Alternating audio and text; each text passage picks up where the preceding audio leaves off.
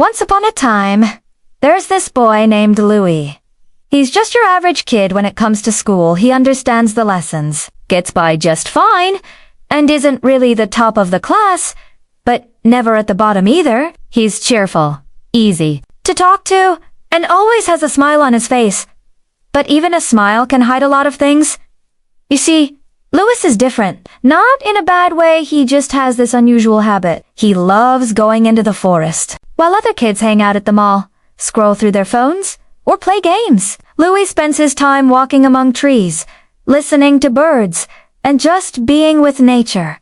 And because of that, people started calling him names. The Jungle Boy, they said. They teased him, laughed at him, and slowly, those jokes started to hurt. At first, he tried to laugh along. He acted like it didn't bother him, but deep down, it did. And little by little, Louis changed. He got quieter. He kept more to himself. The classroom that once felt like a fun place started to feel heavy. But in the forest, he was still free. No one called him names there. No one judged him. Just the trees, the wind, and the quiet comfort of being understood without saying a word. Louis may not be the loudest or the smartest in class, but he carries a world inside him. A world that most people just don't take the time to see. One day, Louis felt like the world was unfair. Why did being different have to hurt so much? He sat alone in the hallway, lost in thought. Then, in the silence, he felt a soft whisper inside him go to the forest. Without a word, he stood up and left. He followed the path he knew so well, and for the first time that day, he felt like he was walking home. Not long after walking through the forest, Louis felt the urge to pee. To his surprise, he spotted a small room, like a bathroom, hidden among the trees. Curious, he opened the door and... yes, it really was a bathroom. But just as he stepped closer, he felt something strange behind him. A sudden chill, a feeling that he wasn't alone. Slowly, he turned around. As he turned around, he saw it someone or something standing right behind him. A mysterious figure, silent and still. Louis asked, "Who are you?" But there was no reply. Instead, the figure held out a beautiful bracelet. Without a word, Louis took it. Back in class, Louis found himself thinking about that moment in the forest. Strangely, it made him feel happy, lighter, as if the weight he used to carry was gone.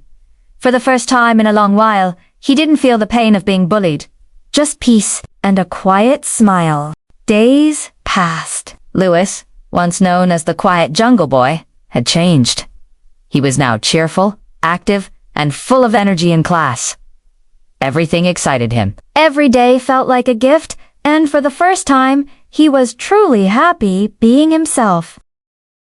Day by day, Louis kept getting impressive scores. His classmates grew more and more curious. How did he change so much? By the end of the semester, Louis was named the top student in class. It was a moment of pride, not just for him, but also for his parents. A quiet boy once mocked had now become someone to admire. One evening, in the quiet of his beloved room, Louis sat deep in thought. He reflected on everything that had happened. Even though he had worked hard, his friends still doubted his success. And deep down, Louis began to wonder too, was it truly his effort? Or was it the bracelet? From sunset to nightfall, the question stayed with him, weighing on his heart. The thought stayed with him, even in his dreams. One night, as he slept, Louis found himself back in the forest.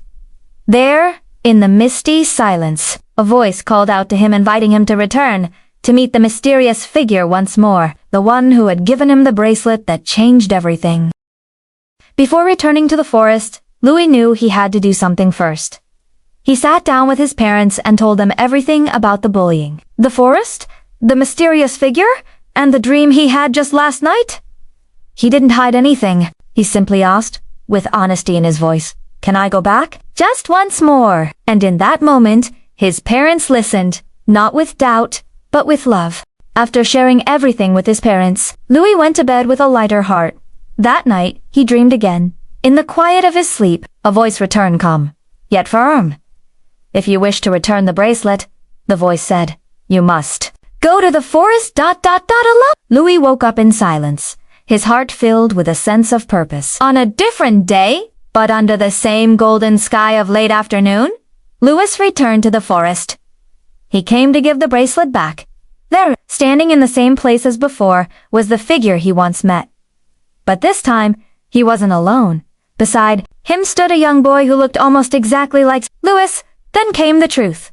Louis was told he was a descendant of an ancient royal bloodline, rulers of the Pacific, and guardians of both Europe and Asia. The bracelet was not just a gift, but an heirloom passed down by his ancestors, a key to something greater he had yet to understand. After returning the magical bracelet, Louis felt a quiet sense of peace.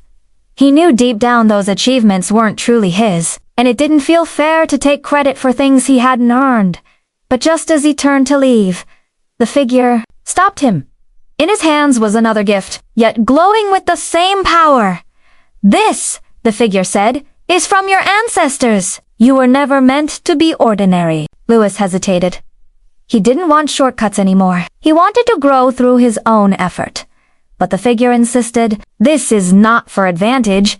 This is for protection." With a deep breath, Louis accepted the gift, but promised himself, "From now on, every step I take will be truly mine." Days passed, and this time, Louis was truly happy. Even without using the bracelet, he continued to achieve great things in class. He became a top student again, but this time, it was all from his own effort. The new necklace he received, with a symbol of the crescent moon, wasn't dark or dangerous.